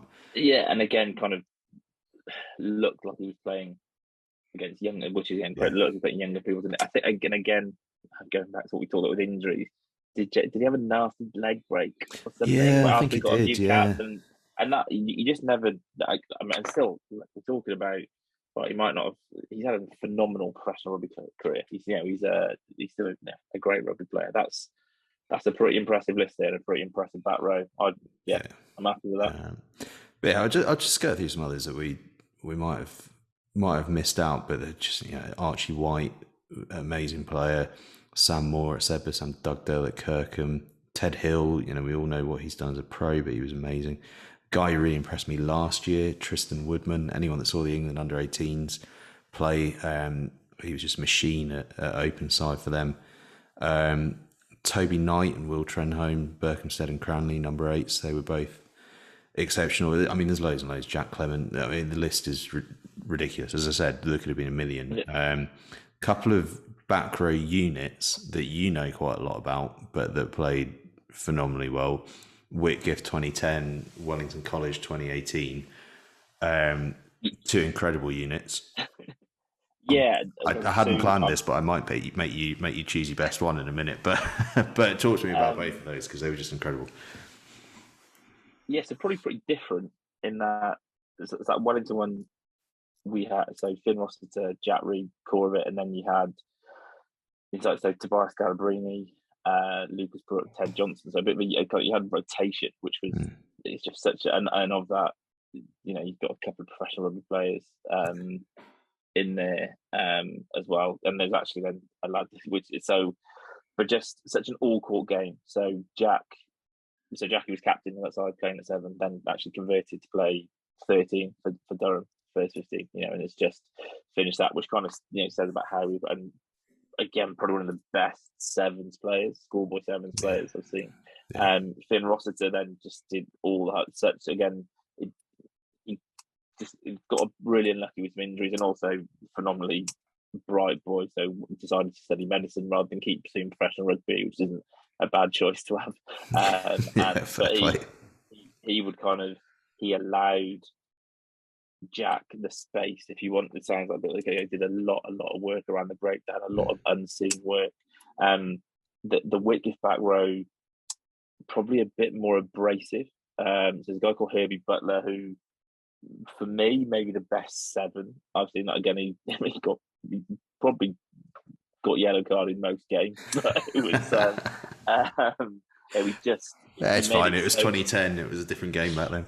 Yeah, he just made it so, but just for breakdown, not for being like naughty, just for breakdown, just for pushing it. What you were saying, but he was so good over the ball, and he, was ahead in terms of breakdown, still ahead of the level at that point. And again, he went down to Exeter and it didn't quite work out, but he started doing phenomenally well. And in that you had Harry Ledger, who at 8, who again ball carrying. Picking between them, I'll go recency bias, and I'll go to the Wellington team because I can remember it. And what stands out to me is again performance in defeat is performance at Broad Street in 2018. Those three boys who played in that back row, so that night were outstanding and kind of said they were probably a decent amount better than us that day, but we forced them to a last minute conversion and I've made it something, and I think a lot of it was down to the work of our back row that night, and who were phenomenal. So I'll just slightly ledge to them. That was an amazing performance and an unbelievable night. Just absolutely incredible. I think I would have nudged that way as well, to be honest. So just a couple of guys actually who are just still playing at schoolboy rugby, who I think in the future might be creeping towards this. Kepu Tupolosi up at Harrow. Keep an eye out on him. He was unbelievable against Whitgift at the weekend. Heard amazing reports. And the other lad, captain England under 18 this summer in South Africa, played for Northampton Saints in the Premiership Cup last night, I think it was. Henry Pollock up at Stowe. He's an amazing player, incredible over the ball, but incredible out in the open field as well. And obviously, skippering England under 18 tells you a lot about his leadership qualities as well, because they don't often really publicly declare a lad as being the captain. They quite often will bounce it around game to game, and within the squad, who your leaders are, but they tend not to shout about it too much. They were happy to talk about him being the captain, which I think says an awful lot about him. Some Instagram suggestions: Hugh Davis and Yanda Nkongi from Kirkham Grammar School last year, who both have now gone on to Sale Sharks. They were incredible, especially up at the 7-10s. Both of them were outstanding, especially in the final. And then a lad we mentioned, Aaron Hinkley. There's loads and loads of Instagram suggestions this week. People wanted us to talk about Brighton College. We're going to get into them in more detail in a couple of weeks, because we're going to be going to St Joseph's Festival, and St Joseph's Festival is kind of Brighton College territory. St Joseph's themselves as well, but it's in the southeast, where we're going to just have a little look at some stuff. Quick mention, speaking of the southeast, is the Judd. Outstanding start to the season. Victory against Tunbridge. They had a massive performance in the Cup in midweek. They're a team to keep an eye on, but it's the little Croydon triangle that I just want to finish up on this week. I said we'd circle back to Whitgift earlier on, and we circle back to them because, having beaten Epsom College in the Cup, round 2 up against Trinity, who defeated Dulwich College. So game 2, we've got the 2 most recent champions going head to head. That's going to be pretty special. Add in the fact that it's a derby, but then add in the fact that on Saturday we've got the first sort of well-known Croydon derby, I suppose, the one that everyone's talked about for years, Whitgift against John Fisher. First time in, I think it's 5 years. They had it called off for a while. It's back on the map. The excitement is massive. Both coaches have told me not to overhype it, but I'm afraid the boys have already done that job for them. Just amazing to have that fixture back, first of all, but also what a special fixture in the Cup as well. It's going to be cool. Yeah, so I guess with having John Fisher play Whitgift on a Saturday again is brilliant, and it's really good for the schoolboy game. Again, Fisher. So when I was at Whitgift, those games were incredible, and it was on the right side of it of passion, and obviously it spilled over and it got wrong, and that's why the schools took the decision to not play it on a Saturday and to play it behind closed doors and play on Wednesdays. They continue playing games against each other because the relationship's really important. So would you go along, enjoy it, everybody, but get it right. I was at the last Saturday game where it went wrong, and it was horrible. And I actually don't think it was people from the school. I think it was kind of some outsiders, and no one wants to see like that. School rugby is great because the atmosphere it creates. There's loads of passion in that, in terms of in loads of ways, and it will be a great occasion. And again, great to see it back on a Saturday. And hopefully 2 teams will push each other all the way. I'll tell you what, just on that, sort of getting it right. This game, there was a period in time where you'd get about 2,000 people coming to it. Probably on Saturday it won't be at that level because everyone's trying to be quite careful. But my message to everyone there would be, get it right, because this fixture can be the fixture, because of that passion and the desire of people to get along to it, that moves the schoolboy needle, in rugby terms, in the UK, to creating fixtures where we do get crowds of that size coming along, local communities coming and getting engaged and involved with it, local kids coming and getting involved and engaged with it. If they get it right and we get to a point where those crowds start coming back, and we start to see other schools going, oh, we need to be doing something like that, and finding a way to sort of build it up, we could be in for something really special. So please get it right, because you could be the guys that kind of light the blue touch paper to really just set the school scene going in an even bigger way than it already does. Yeah, and the pupils will, and it's just don't, and I'm sure it'll be it'll be a good game of rugby. It doesn't need like people getting it doesn't need alcohol in the mix. There's enough passion in that game, and again, we want young families, people who are aspiring like along watching that game, getting inspired by it, and so that we want a friendly atmosphere. In terms of the Trinity game, again, it's so good that they. That definitely playing within block, but they're bouncing up against each other now. It didn't happen because during my time at Whitgift, just a long time ago now. But it's obviously a bit of hitting that Trinity put Whitgift out last year before going on to win it, and I know that Whitgift felt that they bounced from. I think they played on the Saturday, which Trinity hadn't, so they felt they went into that game a bit fatigued.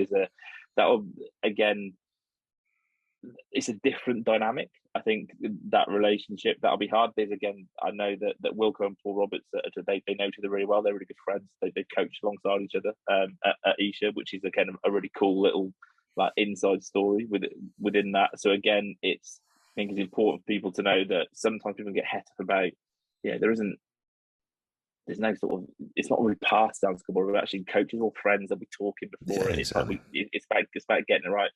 That cup game that I would say, I don't want to. Whitgift go into Saturday's favourites, probably just based on not again just who they've played, I guess, and quality and the strength of it. But again, they could be in effect the battle hardedness, for want of a better word. But that also means you've probably got some bruised bodies and fish again who's coming back and stuff like that. The Trinity game feels more like a coin toss game, and probably actually Trinity going as favourites. But that with that entire cup winning backline returning, I'm pretty sure. Maybe I'm going to be proving something like that. I'll get corrected if it's not as close to it. So that's an interesting, a different dynamic. And again, Trinity not probably historically used to be favourites going into a contest against Whitgift. So handling that mantle of being expected to be a team who've been the dominant team in the area is an interesting. And again, actually, I'd say quite a nice mentality for Whitgift. Actually gone, let's go. People are saying Trinity are going to knock us over. Can we? That's got underdog mentality. The boys will enjoy that for sure. Yes. So two fascinating games in very different ways. I think they'll probably look very different in terms of how they played out. But again, if you're around and can catch either of them, go and watch them because you'll see some high quality schoolboy rugby. Absolutely. On the subject of derbies, I'm just going to rattle through a few other big fixtures this weekend, but the one that's going to stand out, KCS Wimbledon against Wimbledon College, also doubles up as a schools cup tie. I'm told the closest neighbours in schoolboy rugby. I should know that because I'm yards from one of them, and therefore presumably the other. But someone out there did the maths one year and they told me that it was the closest derby in schools rugby. Elsewhere, Sedbergh against Ipswich. That's going to be huge. Ipswich, massive aspirations, and Sedbergh, probably that's one of those tests that we were talking about. Elsewhere, Radley St Paul's looks like a nice fixture. Marlborough against Rugby, Eton College against Bedford, Millfield Sherburn, Skinners taking on Tunbridge. Tunbridge after that draw last week, if they got their confidence back, Skinners beat them last year. There's a lot going on, but there's loads and loads of fixtures all around the country. Can't give a shout out to everyone, but please keep getting in touch on Instagram with your thoughts and ideas about what you want us to get to kind of cover, because we want to talk about what you guys want us to talk about. That's pretty much it, though. I'm just going to go through our top 5 and our back row again, just to check you're happy with it. So top 5, Finborough, Harrow, Ipswich, Kirkham Grammar School and RGS Newcastle. I like that. Yeah, like it. And our back row, bit of a fudge. Zach Mercer at 8, Ben Earl at, do we have him at 6 or 7? 7. Ben Earl at 7 and Curry 1 and Curry 2 swapping at half time on the blind side. Oh, no one's getting past that back row. Absolutely no. I think even the Kiwis would struggle to come up with a schoolboy back row that deals with that. That's incredible. But that is our back row. Get in touch next week. Should we do scrum halves and fly halves, or just scrum halves? No, let's try and do halfbacks. Yeah, well, that's a challenge. Yeah. All right. So get in touch on Instagram with your suggestions of our halfbacks that should be in the team. We'd love to hear them. I've already got loads and loads of names. I've also got a couple of fudge options that have played a bit of fullback, played a bit of 9, played a bit of 10. We'll find a way. We'll find a way to get them all in. But that's all for next week. In the meantime, remember, you can find us on Acast, Apple Podcasts, Spotify, and you can watch us if you want to on YouTube. You can get in touch with us on @NextGen15. That's @NextGenXV on Instagram, Twitter, and TikTok. I'm Angus Savage. You can get in touch with me at Angus Savage XV. Dan is umming and ahhing over whether to create his specialist social media I don't channels. know whether I can handle the abuse or not. I don't know. I'm delicate. We'll see. Yeah, we'll see. Well, I tell you what. How about everyone get in touch with us? If you want Dan to start his own channels, then you let us know, and we'll he'll do whatever you tell him to. I promise. Good stuff, Dan. Good to see you again. Stay well, and we'll see you next week. Yeah. Cheers, to everyone listening, we'll catch you next week as well. Thank you very much for listening.